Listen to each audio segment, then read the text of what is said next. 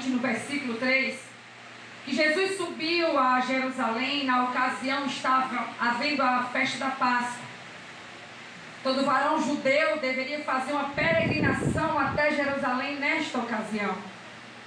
Jesus estava ali. Aquela festa acontecia uma vez por ano. E a Bíblia vai nos dizer que naquele período, naquela ocasião, os líderes religiosos, eles permitiam que os comerciantes e cambistas estivessem ali no templo comercializando. A Bíblia vai dizer que naquele período milhares de judeus vindos de outras partes vinham até Jerusalém, que era a capital espiritual, religiosa e política da Palestina. E eles vinham todos os judeus de várias partes. E a Bíblia vai nos dizer que o objetivo era a adoração a Deus. A gente vai ver lá em Deuteronômio capítulo 16, versículo 16, exatamente isso. Mas eles estavam utilizando exatamente aquele momento, aquela ocasião, para comercializar, para tirar lucro.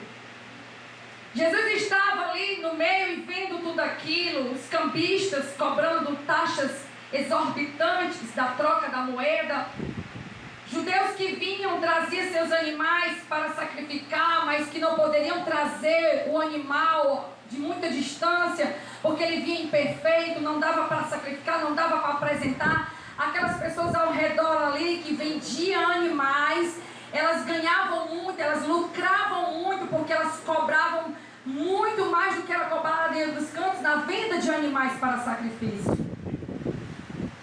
Então, o objetivo principal ali não estava sendo a adoração. Eu já aprendo com essa palavra que nós temos que saber quando saímos de casa se o real motivo de nós virmos à igreja é realmente adorar e engrandecer o nome do Senhor Jesus.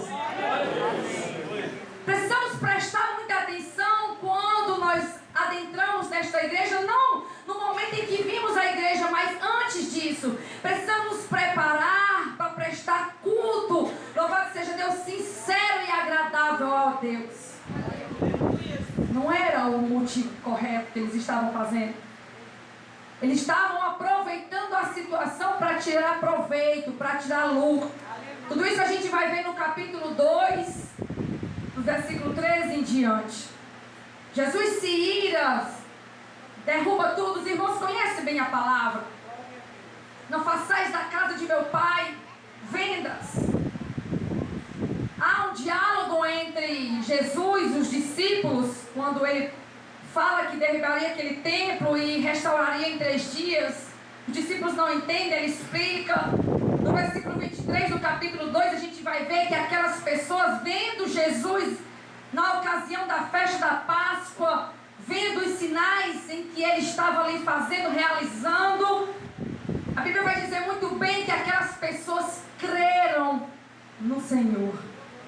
Mas o interessante, se você prestar atenção depois, você pode olhar que no versículo 24 do capítulo 2, a Bíblia vai dizer que o mesmo Jesus não acreditava neles, porque a todos conhecia. Aquelas mesmas pessoas que estavam crendo nos sinais, que estavam vendo os sinais e crendo em Jesus, não estava tocando no coração de Jesus, porque o Senhor sabia que essas mesmas pessoas que estavam crendo eram as mesmas que falariam: crucificam, crucificam, aleluia. E sabe o que é que eu entendo com essa palavra? Fé artificial. Não podemos adorar a Deus de forma artificial. O versículo 24 deixa claro quando diz: a todos conheciam. O Senhor, Ele conhece os nossos corações. O Senhor, Ele esquadrinha os nossos corações. Ele prova pensamentos.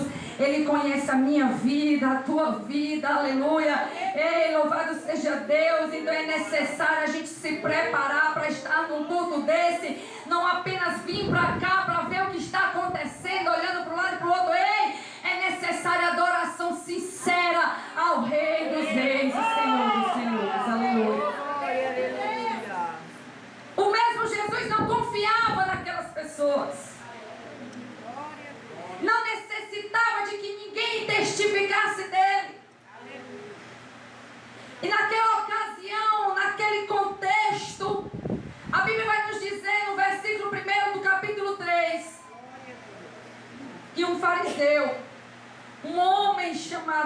Nicodemos.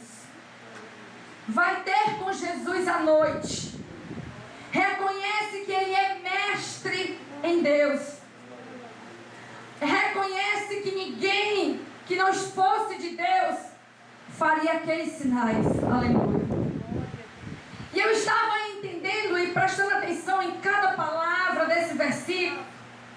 E eu fui observar exatamente aqui sobre fariseu. Nós temos um pensamento de negatividade nessa palavra fariseu.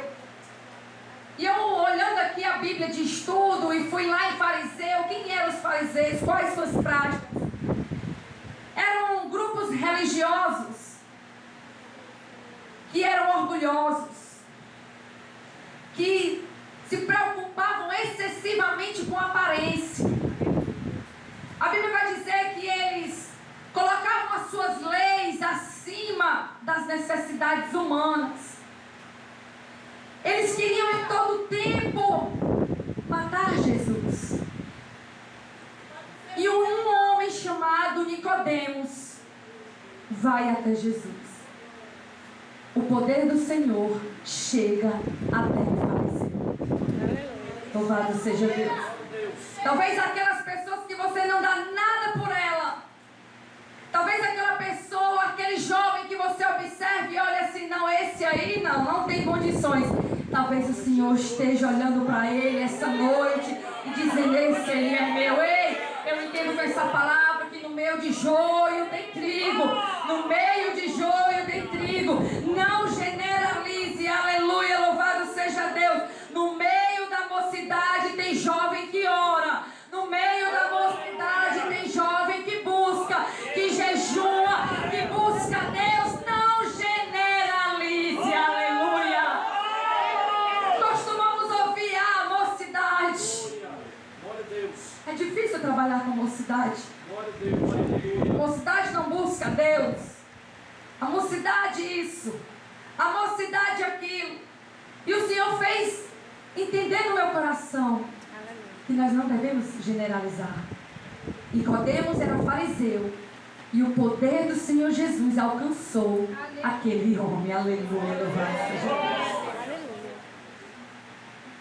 Nós vamos ver que Nicodemos vai ao encontro de Jesus à noite. Com certeza para que os demais líderes religiosos não vissem publicamente de dia ele conversando com Jesus, o que eles iriam pensar. Então ele foi à noite conversar com Jesus, demonstrar para Jesus o que passava em seu coração. Eu entendo que essa palavra, jovens, e o irmão já pode ser usado pelo Senhor, que nós temos que nos apresentarmos ao mundo como seguidores de Cristo, sem medo, sem receio, sem vergonha. É tempo, jovem, de se posicionar. O Senhor já falou nesse culto essa noite. Não está mais na hora da gente seguir as modinhas do mundo. É tempo de usar nossas redes sociais para evangelizar, por exemplo. É tempo de a gente usar aquilo que o Senhor nos deu para alcançar outros jovens, para alcançar outras vidas. Nicodemos se preocupou com o que o povo ia dizer. Eu sou jovem, eu já passei por isso. Às vezes a gente se preocupa com o que o povo vai dizer. Não, eu não vou buscar muito porque o povo vai dizer que eu estou ficando santarrona.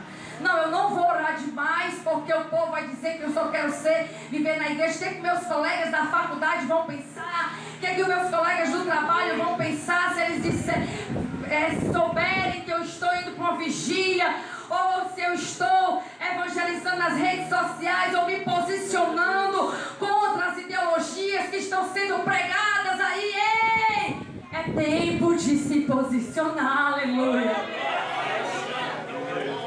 Vamos parar de pensar um pouquinho no nosso eu. Vamos parar de pensar um pouquinho nas nossas vontades. Vamos tentar ficar no centro da vontade de Deus. Aleluia. Porque Deus, Ele quer usar jovem. Deus, Ele quer usar jovem. Aleluia. Eu tenho certeza que o Senhor tem falado a corações de pessoas que chegou aqui essa noite, que existe um fogo ardendo no peito, uma chamada de Deus, e talvez tenha se envergonhado, tenha vergonha de se posicionar perante a sociedade. É tempo de se posicionar. Nós não temos mais tempo para nada.